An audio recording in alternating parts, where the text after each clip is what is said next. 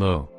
Friends, if you like our video, please subscribe to our channel and press the bell icon so you will not miss any of the future updates from this channel. Making a socialist society planned economy, a process of centralized planning, was introduced by the Bolshevik. The officials planned for the development of the economy and made the 5-year plans. Industrial growth was the target of the first two plans, 1927-32 and 1933-38. Industrial production increased during this period and new industrial cities came up. But rapid construction led to poor working conditions.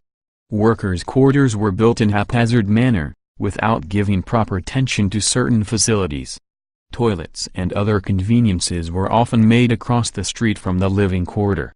It often made for a miserable life in the bitterly cold weather. Schools were established for workers' children and an extended schooling system was developed for factory workers and peasants. Creches were made in factories for the benefit of women workers. Cheap healthcare was provided by the government. Stalinism and collectivization. The early years of the planned economy proved to be disasters for the collectivization of agriculture. There was acute problem of grain supplies in the towns in 1927-28. The prices were fixed by the government, but the peasants refused to sell grains to government buyers at these prices. This was the time when Stalin was the head of the party. He introduced firm emergency measures. In 1928, he sent party members to the grain-producing areas. They supervised enforced collections of grains. Kulaks, well-to-do peasants, were raided.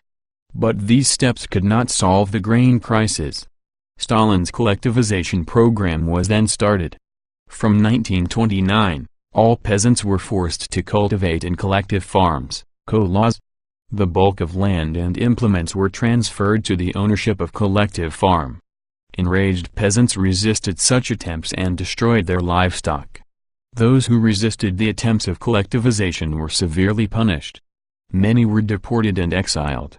After large-scale protests, some peasants were allowed to work on their independent farms, but the government was not sympathetic to them. But collectivization did not produce the desired results. Bad harvests of 1930 to 1933 led to one of the most devastating famines in Soviet history. Over 4 million died in the famine. Many within the party who criticized Stalin's policies were charged with conspiracy against socialism. By 1939, over 2 million were in prisons or in labor camps. A large number were forced to make false confessions and were executed. The global influence of the Russian Revolution and the USSR. The possibility of a worker state fired people's imagination across the world, but most of the existing socialist parties in Europe did not wholly support the policies in Russia. Communist parties were formed in many countries. By the time the Second World War began, USSR was considered to be the global face of socialism.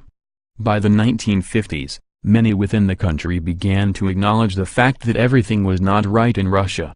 Although USSR had become a global industrial power, but basic freedoms were denied to the people.